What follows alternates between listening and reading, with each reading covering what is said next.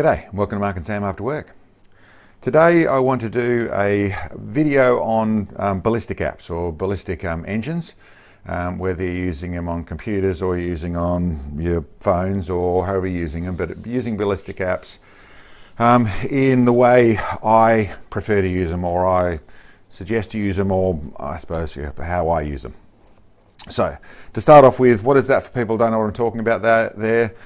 That is a ballistic engine is software that can let you work out how to place your shot, how to put your settings into your scope so that you can then shoot out the distance and get on target, or in other words, knowing how to dial in your scope. So what that uses is algorithms, maths, that goes through and works out the bullet drop that is going to be required and the windage, or the adjustment for wind, to be able to get yourself onto target by dialing the scope. So that involves all the equations that we put into it are going to be your temperature, your bullet speed, the ballistic coefficient for the bullet. You'll go through all the settings in an app and put all those numbers in. Those numbers come from as simple as reading your box of ammo, and it'll have details on there, to as complicated as having measured everything and going through and working out the manufacturer's ballistic coefficient for the bullet, the weight of the bullet, the length of the bullet, all the details will go through. And if you go into whatever app you have, I tend to, on the questions you're going to ask there, is I use a couple of different ones. I use the Applied Ballistics. I use their AE table, so I go through and use that app, and I use that one for various things. It's very good for working out your Coriolis corrections and your spin drift and that sort of stuff. I tend to use it for doing that job. And then I use in the field, I use Strelok Pro. So those are the ones I use, but I've used others, and there's other ones to use as well. But in all situations, you're going to be in the same thing. You need to basically go through and fill in all the spaces that need to be filled in. And then so that's both for your bullet and for your rifle and for your scope setup. All those details go in there. And then when you are going to try and place a shot, or you want to go and shoot out to, whether that's 200 yards or that's 1,000 yards or that's 2,000 yards or that's 3,000 yards, wherever that shot is, you then need to go through and put in all your conditions. So as much as you can as to what the wind's actually doing. That's another complicated conversation all on its own. And some apps or programs or engines will have multiple different places you can put in wind. Others have one different point you can put in wind. But basically you're putting in as much information as you can, your weather, the pressure, the humidity, the distance obviously is the important thing, and what you're hoping for the app to give you back is some settings. Just dialing up the scope in elevation to X point, whether that's 2 MOA, that's 20 MOA, or that's 300 MOA, or mil, depending on what your settings are in, and that'll all be dialed into what you're doing here. So you dial it up to that, and you're also going to dial in wind. So that's the fundamentals of how our app works. The problem, or the nitty-gritty of that situation, is that is almost never going to be exactly right. Now, when you're in closer ranges at 200 yards or 300 yards, it's going to be a lot closer. But when you go out to longer range, 1,000 or 1,200 or 1,500 and onwards, you'll find more and more so that it's only getting you close to target. Because to start off with, the inputs you're putting into it, reading those conditions and making that all perfect is hard, and you'll learn more the more you do of it. But equally, the way your app is set up is probably the way that ballistic software is set up, it's probably not going to give you an exact result. So what's wrong, what's going on there? And that's really what this is about.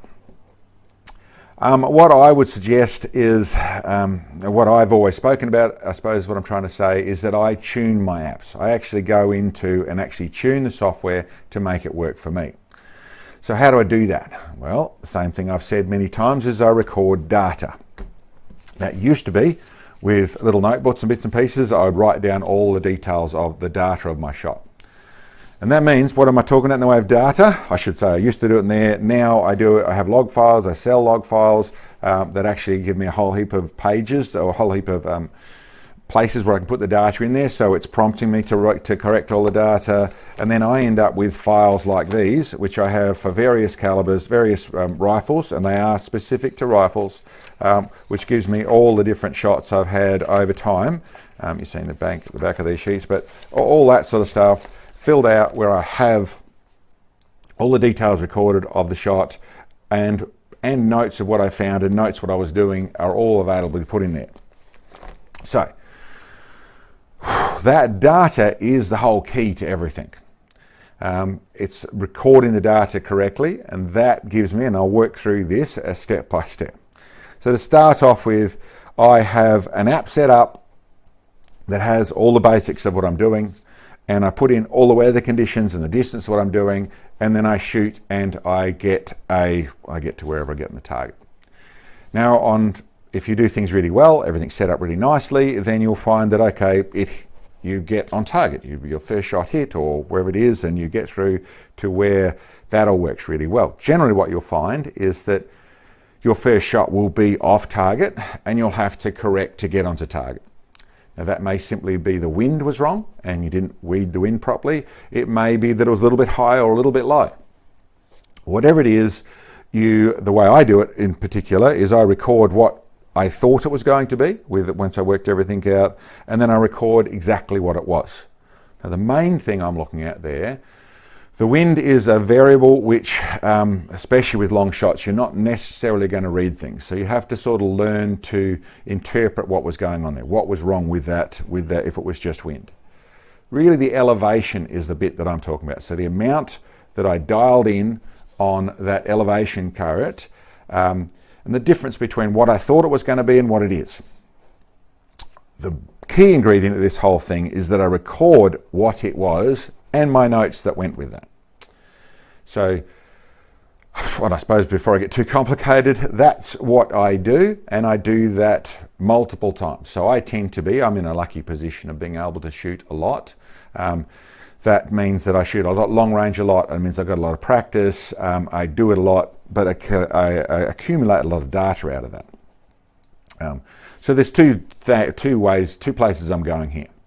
One is you need the practice. You need to make your data correct. You need to do a lot of shooting. You need to make sure your platform is working really well. You need to be really consistent.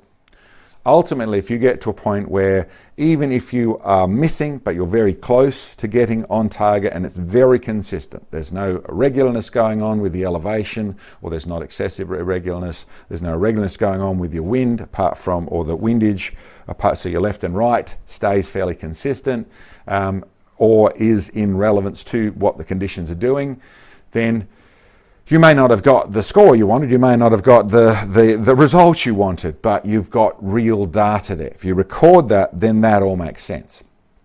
And what I'm saying about that is that if you are shooting to where your form or your platform, your bag or your rifle or your ammo or something is inconsistent, then you're only getting general data, because it's that consistency which proves everything was working properly, and then that data is valuable to be able to keep and put in and record and be able to use. Now, so as long as you've got the consistency, then that's good. When I'm talking consistency, I'm talking that you are confident that that cycle, that shooting would have been in the under half MOA at 100 yards, then that is valuable data at whatever distance you're shooting. So the place where it really comes to play for me in the way of where it really works is trying to turn it into where I can create a first shot hit. And what I'll tend to do in how I tune an app, which is what this is all about, this conversation is all about, is when I go out when I've set up a shoot, or I know I'm going to go and do a shoot, I'm going to go and do something, or I'm going to use this particular rifle and I'm going to want to take it out, whether it's multiple targets or it's one target that I've set up with, but I want to make sure this is going to work really well. I want to make sure that I can type in I can put in all my information of reading the conditions of the exact distance and the weather and the pressure and the wind and all that sort of stuff. I can put it in, and I've got the best chance I've got of getting onto the target with the first hit. A lot of people would think that if I've got really good chronograph readings, so I've really got bullet speed, I know exactly my bullet speed of this load, I've worked that out, so that works really well. I've got a really low extreme spread, so that means that they're all going to be very, very consistent, these bullets. And then I have exactly the new updated ballistic coefficient for this bullet. So with all that, if I put all the conditions in my app perfectly, that it's going to then get right on target. Listen, in some cases that does. In most cases that I've found, that doesn't. That will get very close, but it's, and I should say, if you pay attention to what's happening in our world, you'll find that ballistic coefficients get updated, that things actually change. They make little changes to bullets, but they also make changes to their data. And that's not because they're changing their mind or trying to trick you or that sort of stuff, or even particularly because the maths has got better on it. It's actually the data recording has got better. With modern Doppler radars and things, and being able to measure bullet flight through longer areas, you'll find all of it starts to get better. There still is a little bit of wanting to the sales side of the bullet world, trying to say their bullet is a little bit better than it really is. But more and more so, the accountability is coming into it. So the measuring systems we have mean that things are getting better and better and better about ballistic coefficients. The information we're getting and what the manufacturers are providing is closer and closer.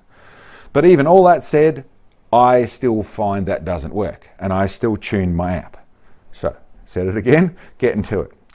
What I do if I'm going to go out for that shoot, I have this rifle, I have this load, I have everything sorted out, I still go through my data. The night before, the week before, the hour before, whatever it is, I go through my data and go and look at the shots that I've done with that round. You know, this one here, what's a good one? This one here. I'll go through, let's say, the last 5 shots. So I have a shot there at, well, 3,000 yards. I have a shot there at 1,400 yards. Another one at 3,000 yards. What do we got? Turn the page. 2,400 yards.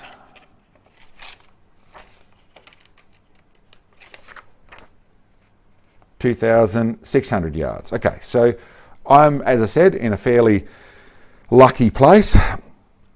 I get to test a lot and shoot a lot, and whether it's you've got lots at 1,200 yards or 800 yards or 600 yards, whatever it is, as close to the distance you want to shoot as possible.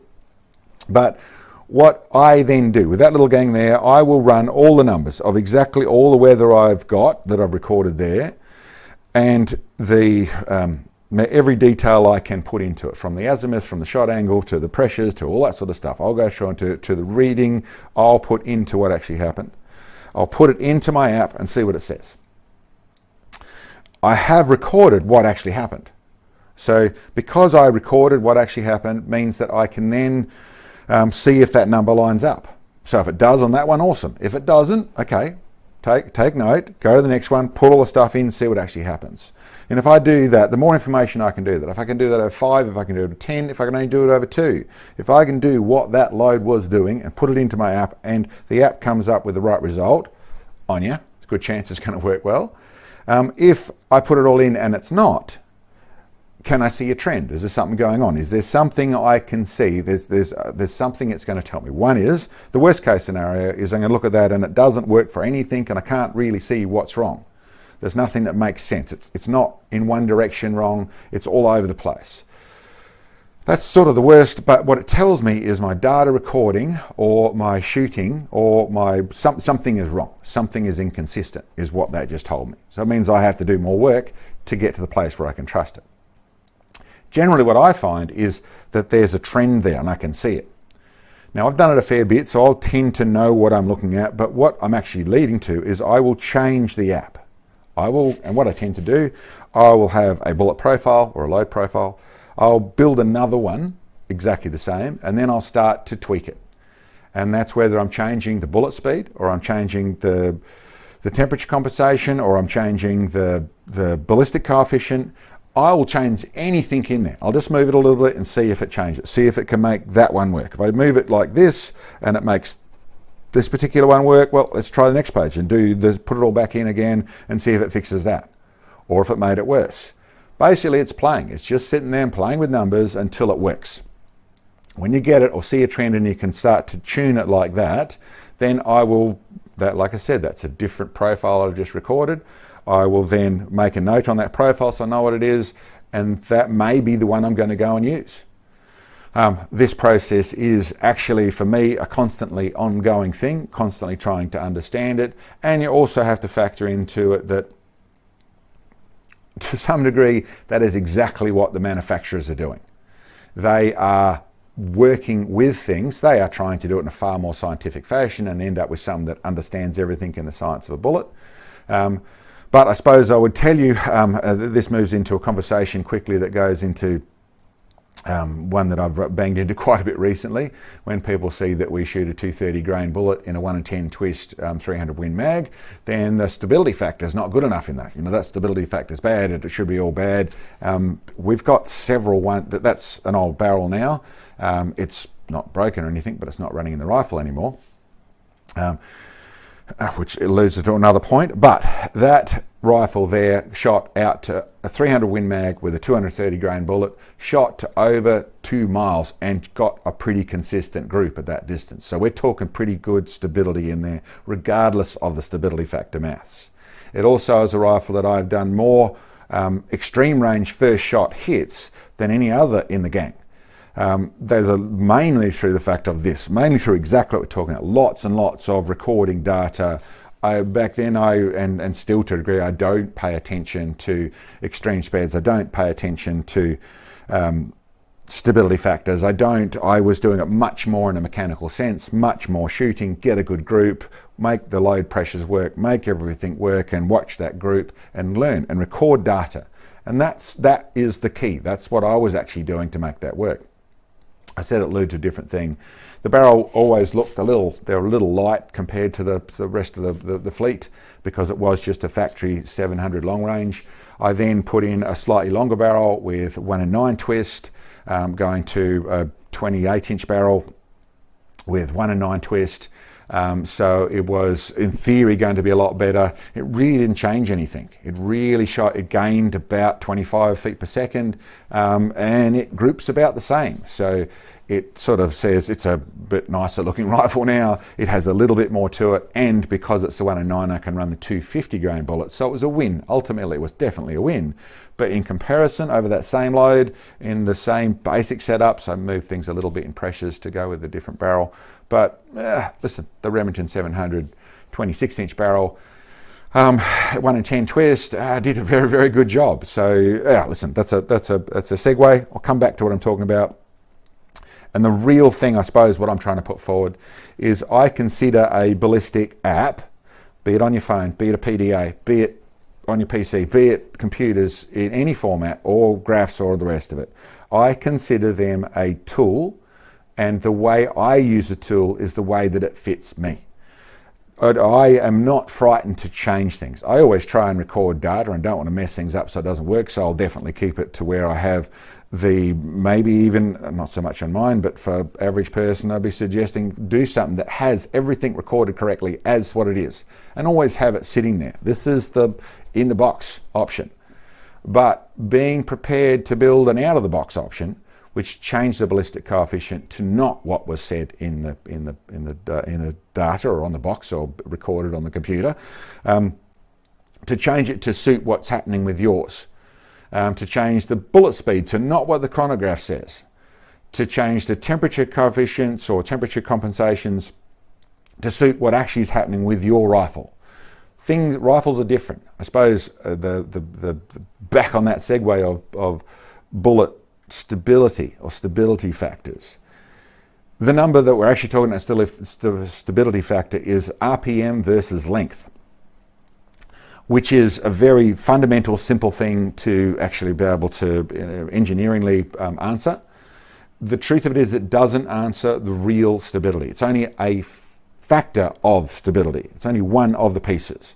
There is the dynamic flight of a bullet. There is like a plane. There's center of pressure versus center of gravity. There's then also how the bullet transitions there's transitions with subsonic to supersonic side of things, but there's also just the natural flight characteristics of that bullet. The RPM it's spinning at doesn't just cause stability. There's other things that happens, and it gets very complicated, and it also gets a little bit individual. So I would always test things, but what I'm really saying, rather than talking about the stability factor thing, I'm talking about being confident to be able to push your app around and make it do what you want to do, driven by your data. So then it's your data. And it's not for a bullet to go in everything. No, it is the rifle with this load. You change the load, you are pushing that data to a side. You might be able to use it a little bit, but you're pushing it to a side because you change things. The data I'm talking about is with that load, is with that amount of powder, that thing you've sorted out, you've done the testing with, and you're really starting to get enough information to be able to type it back in here. And as said, for me, that's the only way I'm going to pull off a real cold bore shot and the only way I've done it is by bouncing across this. There's always a bit of luck involved once you're out the 2000 weld and onwards range. Don't let anyone tell you any different, but it really comes back to running across those numbers, putting it back through and plugging in here and getting to where this feels consistent. So then on that day, I can go out using that profile and go calculate. Once I put all the data in, calculate, and there's my shot. So anyway, I suppose there's another key ingredient that my way of things is sort of working at. The only way you get this data is by laying on your guts, out, pulling the trigger, sitting behind a bench, what it is. Trigger time is the only way you get the data. So it's the other key ingredient to being able to shoot well, and be able to, whether it's first shot hits or it's competitions or whatever it is, the other key ingredient is the practice time. So the 100-yard stuff and the load development stuff and all that sort of stuff, yes, it's good, but it's a small portion of this job. It's a small portion of this exercise. The actual data recording is actually driven by the actual shooting and the long range shooting, and whatever range you shoot at, compete at, have fun at, is where you should be doing it as much as possible. So you need to shoot to get the data, and you get the data by doing the shooting. The two work hand in hand with each other, and that's what builds the better shooter. That's what makes it all work better. And my real message is that's the bit that can then drive the app. And really, it doesn't need to be too complicated in an app once it gets to that place. You don't need too complicated information. You can, and another feature that certainly Strelok has and a few others have that I've seen, is the ability to take what you actually recorded in the way of data, what you recorded in the way of your elevation, and type it back into your app. You can go through there and find a place where you can put in that, and then it will give you it will change the numbers around to make it make sense. Generally it changes, it's just in your bullet speed that it's messing with, but it can actually give you a chronograph speed as long as all the other numbers are right. I don't tend to use it that way, but it is a feature you've got in there side of this. If you don't have anything else, and you do have a recorded ballistic, and you do have, ballistic coefficient, and you do have all your conditions put in there, everything else is typed in there, then you can do that to get a speed in the way of not needing to shoot with a chronograph or a lab radar or something like that. That is another feature that most apps have. Anyway, enough of that. I hope that's some help. Treat it as a tool, a thing that you're in control of. It's not in control of the thing, you're in control of it, and data will help drive that. Anyway, that's enough of me going on with that sort of stuff. Listen, if you like the video, subscribe, share. It really helps us in that side of things. And listen, anybody out there can afford to help us. All this stuff is done out of our own pockets, and out of the people who can help us. So listen, if you can't, I understand it, but if you can, there's ways to do it. There's a PayPal link down the bottom there, which you can go directly to that. If you go to the icon on the screen, down on our 4AW icon, that'll take you to our channel page. And in the banner, there's a PayPal icon. That will take you over to a place where you can make even monthly subscriptions if that's what you want to sign up for, but those ways of doing things. There's also on our web store, there's quite a few products. For those people who don't realize, we've built products that I've designed out of trying to make my platform, my shooting better.